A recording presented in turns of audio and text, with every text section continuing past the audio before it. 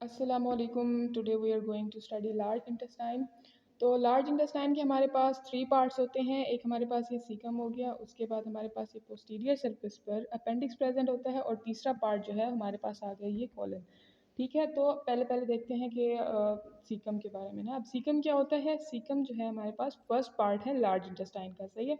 और दूसरी बात, एक और पॉइंट हम डिस्कस करते हैं जो कि सर्जिकली भी बहुत ज़्यादा इंपॉर्टेंट होता है, और वो है टीनिया कोलाई।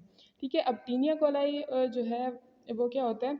हमारे पास कोई भी ऑर्गन है ना, उसकी आउटर लेयर जो होती है वो मस्कुलर लेयर होती है, जिसको हम मस्कुलर एक्सटर्ना भी कहते हैं। ठीक है, अब उस मस्कुलर एक्सटर्ना में मतलब मसल्स की लेयर्स आ जाती हैं। एक लॉन्गिट्यूडनल आ जाती है, और एक जो इनर होती है वो वो सर्कुलर आ जाती है, और जो आउटर होती है वो लॉन्गिट्यूडनल आ जाती है। अब टीनिया कोलाई बेसिकली होता क्या है?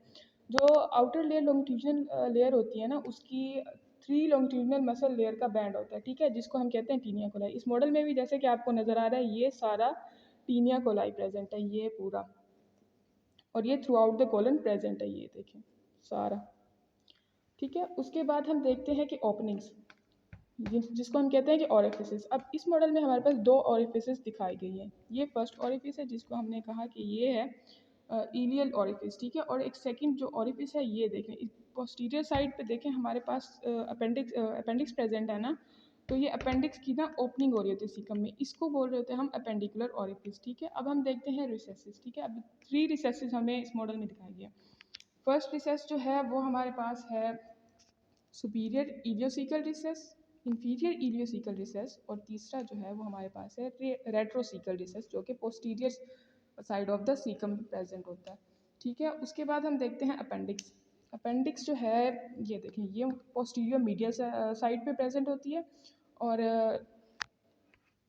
अच्छा, तो ये पोस्टीरियर मीडियल साइड पे प्रेजेंट होती है। उसके बाद ये इंट्रा पेरिटोनियल है, और उसके बाद अब हम इसकी ना लोकेशन कैसे चेक करेंगे कि ये कहाँ कहाँ प्रेजेंट होती है? ये फ्रीली पेल्विस में भी प्रेजेंट हो सकती है, और उसके बाद बिहाइंड द ये सीकम है, सीकम के पीछे भी प्रेजेंट हो जाती है। लेकिन एक केस ऐसा है, जिस तरह अगर अपेंडिक्स की हमारे पास इन्फ्लेमेशन हो जाती है, इसका साइज़ इंक्रीज हो जाता है, तो it may be present in front of और बिहाइंड द इलियम। ठीक है, उसके बाद हमारे पास एक इम्पॉर्टेंट पॉइंट होता है सर्जिकली, जिसको हम कहते हैं मैकबर्नीज पॉइंट। रुकिए, मैं आपको बताती हूँ।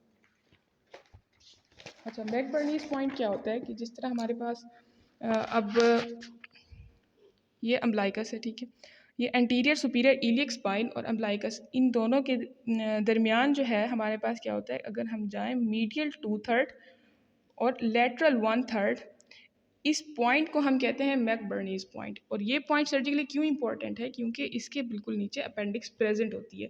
ठीक है, ये पॉइंट हो गया हमारे पास। और अच्छा, इसके बाद हम देखते हैं कोलन। कोलन के हमारे पास 4 पार्ट्स होते हैं। एक हमारे पास असेंडिंग असेंडिंग कोलन हो गया, ट्रांसवर्स कोलन हो गया, उसके बाद डिसेंडिंग कोलन हो गया, और सिग्मॉइड कोलन हो गया। ठीक है, अब जो हमारे पास असेंडिंग कोलन है वो कहाँ से स्टार्ट हो रहा है? Upper border of the caecum से लेकर, ये हमारे पास जो है ये फीचर है, जिसको हम कहते हैं राइट कॉलिक फिशर। ठीक है, और उसके बाद ये हमारे पास लेफ्ट साइड पे भी एक फिशर है, जिसको हम कहते हैं लेफ्ट कॉलिक फिशर। ठीक है, अब राइट कॉलिक फिशर के ऊपर हमें पता है कि ऊपर जो इसके ऊपर हमारे पास लीवर का लोअर लोब प्रेजेंट होता है, इसी वजह से इसको हम हेपेटिक फिशर भी कहते हैं। ठीक है, और इसके बाद हमारे पास ये जो लेफ्ट साइड पे लेफ्ट कॉलिक फिशर है, फ्लेक्चर है, इसको हम कहते हैं स्प्लेनिक फ्लेक्चर, क्योंकि इधर ऊपर स्प्लीन भी प्रेजेंट होती है। तो इसकी लेंथ हमारे पास होती है 5 इंचेस। ठीक है, और इधर इसके पीछे देखें तो पोस्टीरियर साइड पे टीनिया कोलाई प्रेजेंट है। राइट कॉलिक आर्टरी इस हिस्से को सप्लाई कर रही होती है, सुपीरियर मेजेंट्रिक वेन सप्लाई कर रही होती है, और सुपीरियर मेजेंट्रिक लिम्फ नोड होता है, और नर्व जो इसकी नर्व सप्लाई होती है वो भी सुपीरियर मेजेंट्रिक प्लेक्सिस जो है वो प्रेजेंट होता है। इसके बाद आगे हम देखते हैं कि राइट कोलिक फ्लेक्चर से, जिसको हमने हेपेटिक फ्लेक्चर भी कहा, और राइट कोलिक फ्लेक्चर और लेफ्ट कोलिक फ्लेक्चर, इन दोनों के दरमियान जो पार्ट प्रेजेंट होता है उसको हम कहते हैं ट्रांसवर्स कोलन। ठीक है, अब इस पर भी हम देख सकते हैं कि टीनिया कोलाई प्रेजेंट है, इसकी लेंथ कम से कम होती है 15 इंचेस।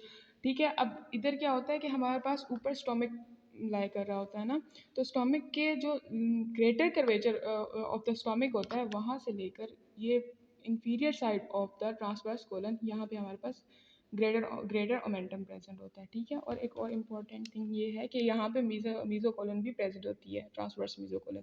और ये हमारे पास इन सुपीरियर बॉर्डर है ट्रांसवर्स मीजो कोलन का, ट्रांसवर्स कोलन का ये इंफीरियर बॉर्डर है, और ये पेंक्रियाज का, उल्टा बोल दिया, सॉरी।